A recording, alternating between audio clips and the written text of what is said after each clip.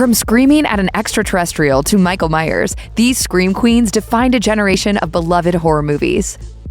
Winona Ryder made a name for herself in Tim Burton's quirky horror comedies Beetlejuice and Edward Scissorhands, but the actress stepped into horror in the 90s as Mina Murray in Francis Ford Coppola's star-studded adaptation of Dracula. Ryder portrays a Victorian bride who becomes drawn away from her reliable fiancé, Jonathan Harker, by the mysterious Count Dracula, who believes her to be the reincarnation of his long-lost love. The blood-soaked love story is a visual feast, as Coppola fills nearly every inch of the screen with gothic imagery, and it remains one of the horror genre's most romantic films. Ryder would later star in a monster movie of a different sort in Alien: Resurrection, the fourth entry in the classic sci-fi franchise. Set 200 years after Alien 3, Sigourney Weaver's Ripley has been cloned to harvest the gestating baby within her. Ryder plays Call, a mysterious crew member determined to hijack the newborn aliens, but the diminutive pixie may have an ulterior motive. Written by Joss Whedon, the film carries the snark that defines 90s horror films. Unfortunately, this of-the-moment banter feels out of place on the futuristic ship. Alien: Resurrection is often ranked near the bottom of the franchise's 6 films. This is Ryder's only appearance in the franchise, and the film marked Weaver's final on-screen appearance as Ripley. One of the most beloved killers to emerge from the early 90s era of horror is Tony Todd's Candyman, a hook-handed killer who haunts the grounds of Chicago's infamous Cabrini Green housing project. According to legend, Candyman can be summoned by saying his name 5 times in the mirror and then turning out the light. Those brave enough to complete the task will see him appear behind them, and his bloody hook will kill them. Virginia Madsen is the film's final girl, a grad student writing a thesis on urban legends, who summons Candyman. She quickly becomes entranced by the sympathetic villain and finds herself framed for Candyman's crimes. Candyman has a complicated legacy and has since been reevaluated in recent years. Despite its compassionate representation of the Cabrini Green residents, many take issue with Helen's savior arc and cavalier attitude around entering a community without permission to study its members. Nia DaCosta's 2021 sequel reclaims Candyman for the oppressed community he represents. Candyman is how we deal with the fact that these things happened. This is still happening. Madsen's portrayal of Helen is her most notable role of the decade. However, she appeared in 2 more horror films before the turn of the century. In The Prophecy, Madsen joins Elias Koteas and Christopher Walken as an elementary school teacher caught in a war between the angels. In Jan de Bont's effects-heavy remake of The Haunting, she portrays Nell's domineering sister, Jane. Heather Langenkamp is one of the most beloved scream queens of the 80s. Her breakout role came in A Nightmare on Elm Street, Wes Craven's imaginative slasher about a child murderer named Freddy Krueger, who hunts the teens of Elm Street and kills them in their dreams. Langenkamp is Nancy, the film's final girl who inspired generations of fans with her refusal to give Freddy the power of her fear. She also appears in the fan favorite A Nightmare on Elm Street 3, Dream Warriors, helping a new generation of teens battle Freddy with their collective strength. 10 years after starring in the original film, Langenkamp returned to Elm Street in Wes Craven's New Nightmare, a precursor to the meta-horror films that would dominate the rest of the decade. Langenkamp plays herself, the famed actress from the Nightmare on Elm Street franchise, who winds up hunted in reality by the fictional killer she fought on screen. Nightmare on Elm Street co-stars John Saxon and Robert Englund, who portray themselves in the film. Even Craven has a cameo. Langenkamp is arguably the first ever returning final girl to headline a horror film. When most think of horror movie monsters, they picture hairy wolfmen, demonic clowns, or tentacled aliens dripping with goo. They don't expect an alien to look like supermodel Natasha Henstridge. In Species, Henstridge is an alien-human hybrid called Syl, the result of a scientific experiment to splice human cells with alien DNA. Raised in a lab, Syl is a beautiful woman with superhuman strength. She uses her power to escape her glass cell and destroy anyone in her way. Syl reaches adulthood at an astonishing speed and soon begins to hunt for a suitable mate. The film follows a group of scientists who try to track her down before she can spawn a life force that may destroy the human race. Henstridge returns in Species 2 as Eve, a docile clone of Syl. Eve was designed to be studied, but finds that her services are needed when a male astronaut becomes infected with the alien DNA on a trip to Mars. Both films serve as hokey and gory sci-fiction horror fun, while commenting on female sexuality and gender norms. Henstridge would return to the franchise one more time in 2004, but her most successful outing as the gorgeous alien remains in the original film. The franchise suffers from dated understandings of gender essentialism, but Species and Species 2 stand out as interesting landmarks in feminist horror. Drew Barrymore has been a scream queen practically since birth. She first won attention with her screaming at the age of 7 as the charming Gertie in Steven Spielberg's E.T. the Extraterrestrial, and then as the titular Firestarter in Mark L. Lester's adaptation of Stephen King's novel. Barrymore is now mostly known for her roles in romantic comedies and her endearing talk show, but she holds an essential place in the horror genre. She signed on to play the lead role in Wes Craven's film Scream, a meta-slasher about a serial killer who taunts his victims by quizzing them about scary movies over the phone. Rather than play the film's heroine, Sydney, Barrymore fought to play Casey Becker, a student who dies in the opening scene. She sacrificed the starring role, hoping to shake audience expectations that the pretty blonde would survive until the final frame. Her early death disrupted genre norms, paving the way for a new leading lady and a revolution in the horror landscape. Before Scream, Neve Campbell was known as Julia Salinger from Party of Five. Moments after Casey's death, Campbell's Sidney Prescott debuted on screen. Sidney becomes the primary target of Ghostface, the masked killer who haunts the suburban town of Woodsboro, California. Scream represents a departure from traditional slashers, as its characters live in a world where horror movies exist and the slasher formula is well known. Its most famous scene involves film geek Randy standing in front of a TV showing Halloween while explaining the rules to surviving a horror movie. I'll be right back! Sydney gives a similar speech to the killer, whom she believes to be a prank caller when asked why she doesn't watch scary movies. They're all the same. Some stupid killer stalking some big-breasted girl who can't act, who's always running up the stairs when she should be going out the front door. Craven's Scary Movie would turn the genre on its head and usher in a new wave of slasher films that would dominate the rest of the decade. Campbell had a role in The Craft, released shortly before Scream, but her role as Sydney made her one of horror's most beloved final girls.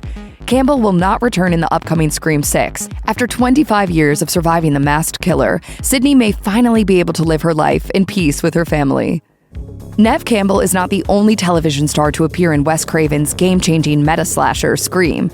Cox was known to audiences as the uptight but lovable Monica Gellar on the NBC juggernaut Friends, when she portrayed the soulless reporter and true crime author Gale Weathers. At first, Sydney detests Gale, punching her in the face for her attempts to capitalize on her mother's murder. But Gale becomes determined to make a name for herself, reporting on a series of crimes she coins the Woodsboro murders.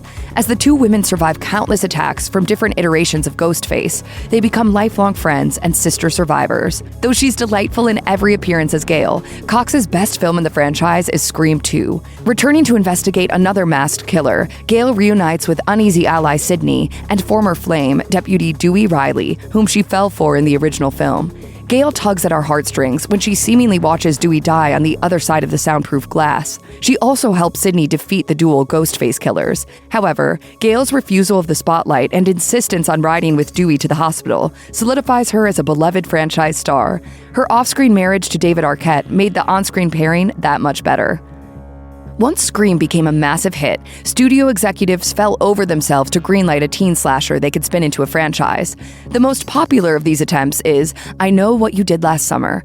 Loosely based on the novel by Lois Duncan, the film follows Julie James and her 4 friends as they accidentally run over a man on the night of their high school graduation. Fearing for their futures, the teens cover up the murder by dumping the body.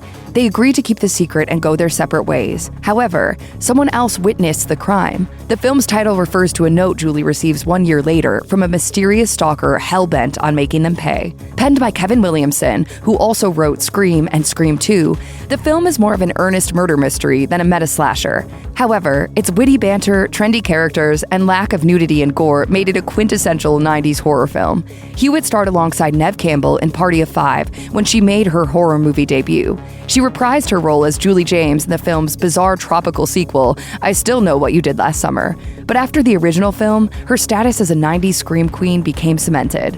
What are you waiting for, huh? Of all the 90s scream queens on this list, few have made as much of an impact as Sarah Michelle Gellar. After years of smaller roles and commercials, Gellar smashed onto the horror scene in 1997 as the titular Slayer in Joss Whedon's Buffy the Vampire Slayer. Taking over for Kristy Swanson, who originated the role in the 1992 film of the same name, Gellar developed a character that's vulnerable and strong and still inspires generations of fearless women today. The year also saw Gellar star in I Know What You Did Last Summer as Helen Shivers, Julie's best friend whose plans to become a serious actress after high school go awry in the wake of their clandestine hit and run. Her tragic but thrilling death sequence during a 4th of July parade is the film's highlight. Gellar also appears in Scream 2 as Cece, a film student and sorority sister who falls victim to Ghostface while alone in her sorority house. Gellar married her I Know What You Did Last Summer co-star Freddie Prinze Jr. and starred with him in several live-action Scooby-Doo movies, featuring Scream alum Matthew Lillard. After taking a break from acting, Gellar returned as headmistress of a posh high school in the Netflix film Do Revenge, a role that sees her symbolically pass the torch to a new generation of young starlets. Jada Pinkett Smith was an established name in the film world, having starred in critically acclaimed films like Menace to Society and Jason's Lyric, before leaping into horror with 1995's Tales from the Crypt, Demon Knight. A horror comedy spin-off from the late-night HBO horror anthology series, the film has become a genre classic. Pinkett Smith is the ex-con Geraldine, who teams up with a drifter to defend the human race against an army of demons. Pinkett Smith's other notable horror role is in the opening of Scream 2, which doubles as a fantastic short film. As Maureen, Pinkett Smith criticizes horror for its lack of black leads while on a date with her boyfriend, lobbying to see a Sandra Bullock film. Instead, they see Stab, a cinematic retelling of the Woodsboro murders. In a packed theater filled with audience members wearing ghost face costumes supplied by the studio, the killer hides in plain sight and kills Maureen. She wanders to the screen, begging for help before dying on stage in front of the film's title card. The audience finally realizes this isn't a publicity stunt, as the killer quietly slips out of the theater. Maureen's heartbreaking death perfectly sets the stage for a film that expertly examines its predecessor and the concept of horror sequels. Michelle Williams is now known for her dramatic roles, including 4 Oscar nominations and a Primetime Emmy for Fosse Verdon. Many may remember her as Jen Lindley, the bad girl with a heart of gold on the WB's Dawson's Creek. But before she became a household name, Williams played a brief but pivotal role in 1990s horror. Williams starred as a young Syl in the 1995 film Species, breaking out of the lab prison before rapidly aging and transforming into Natasha Henstridge. 3 years later, Williams played a supporting role in Halloween H2O, 20 years later. The film is known as the return to the franchise for the original final girl, Laurie Strode, 20 years after her iconic performance in 1978's Halloween. Going by Carrie Tate, Laurie is the headmistress of an elite boarding school. Williams plays Molly, a student who is dating Laurie's son.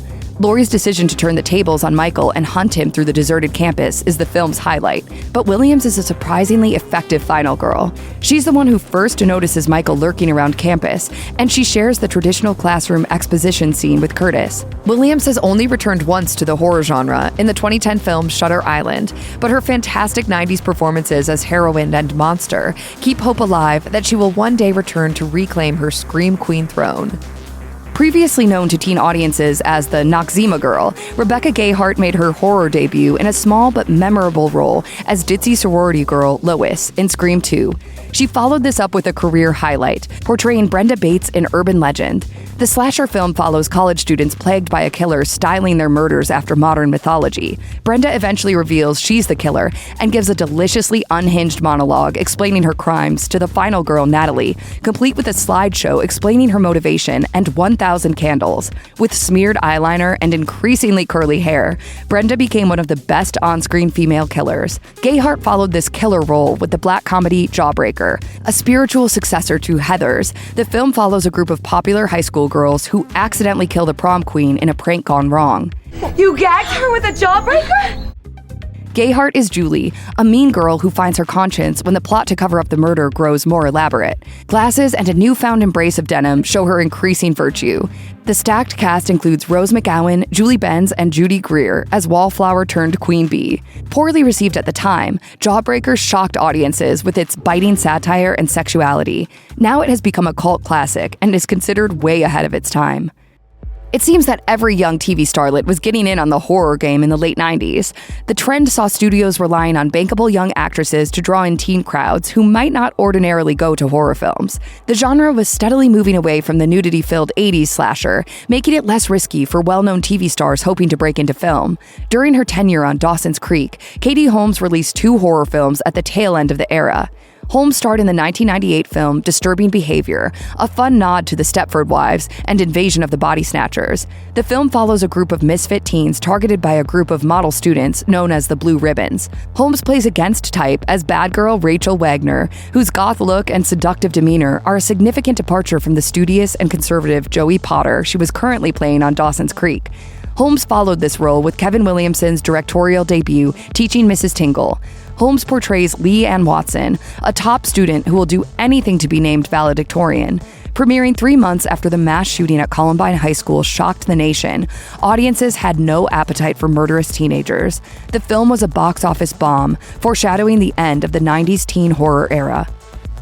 The final entry on this list is wildly different from anyone who comes before her. Heather Donahue was an unknown actress when she signed up for an experimental film in which she and 2 other actors would venture into the woods, film their material, and heavily improvise scenes.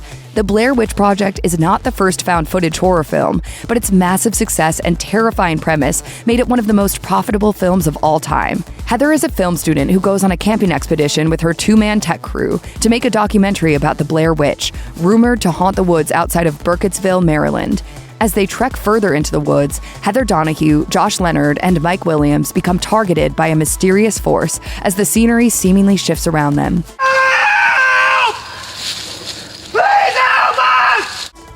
Even though the film was a massive hit, the audience lambasted Donahue.